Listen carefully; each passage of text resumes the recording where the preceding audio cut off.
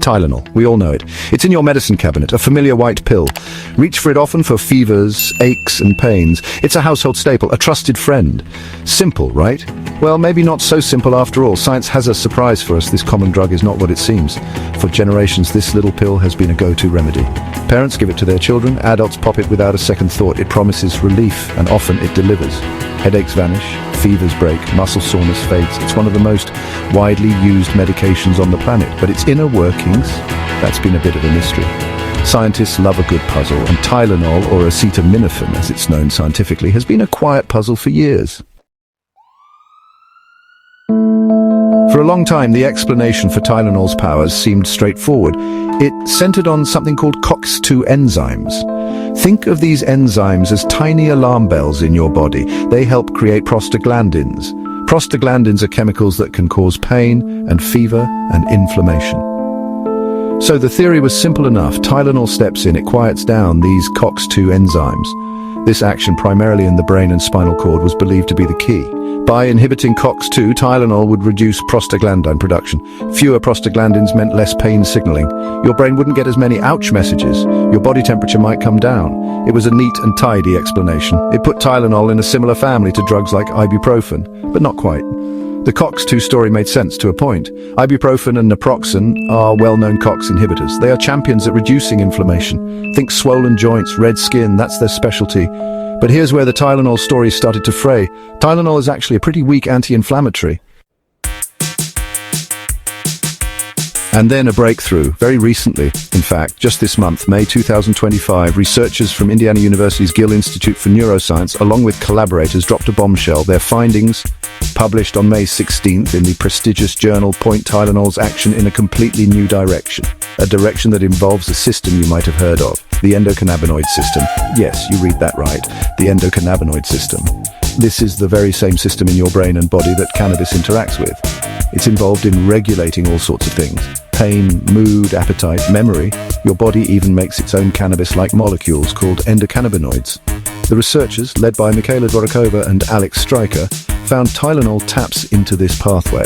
This is not your grandma's Tylenol story. Here's how it seems to work. When you take Tylenol, your body, particularly your liver, gets to work. It metabolizes the acetaminophen. It breaks it down into a different compound. This new compound is called AM404. Section 4, more than just physical pain, the emotional connection. This new endocannabinoid connection is a game changer. It doesn't just explain pain relief better, it also sheds light on some other curious effects of Tylenol, effects that scientists have been noticing for a while. Things that go beyond just dulling a throbbing headache. We're talking about emotions, or more accurately, a slight numbing of them. This is where things get personal.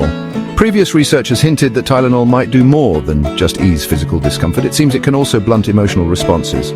Studies found people taking acetaminophen reported feeling less empathy for others. They experienced less guilt. Even the sharp sting of social rejection or hurt feelings seemed to be softened. It's as if the volume knob on their emotions was turned down a notch. Section 5. Handle with care, understanding Tylenol's risks. While these new discoveries are exciting, let's pause for a reality check. Tylenol is still a potent medication. Just because it's easy to buy doesn't mean it's entirely without risk. The most well-known danger is liver toxicity. Acetaminophen, if taken in high doses, can seriously harm your liver. This is not a trivial concern, it's a very real danger. Each year in the United States, acetaminophen overdose is a leading cause of acute liver failure. It results in tens of thousands of emergency room visits, and tragically it contributes to approximately 500 deaths annually. Your liver is responsible for breaking down the drug. If you take too much or take it too often, especially with alcohol, you can overwhelm your liver's capacity. This leads to the buildup of a toxic byproduct. Damage can be severe, and there are other potential concerns, particularly with long-term regular use. A study from the University of Nottingham in England, published in late 2024, looked at older adults. It compared those prescribed acetaminophen regularly with those not. The findings suggested an increased risk of several serious conditions. These included stomach ulcers, heart failure. Section 6. The future of pain relief. Beyond the pill, we know This whole Tylenol saga is a fantastic example of science in action. It shows that even everyday things can hold profound secrets.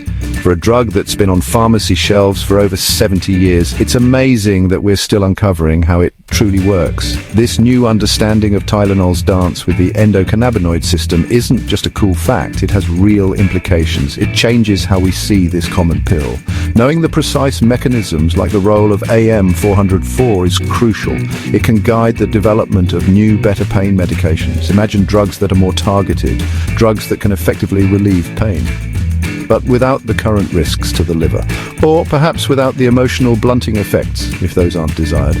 The more we know, the smarter our drug design can become. This is progress. The connection to the endocannabinoid system also opens doors for treating other conditions.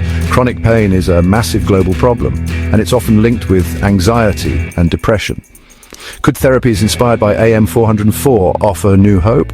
Could we develop safer compounds that modulate this system for mental well-being?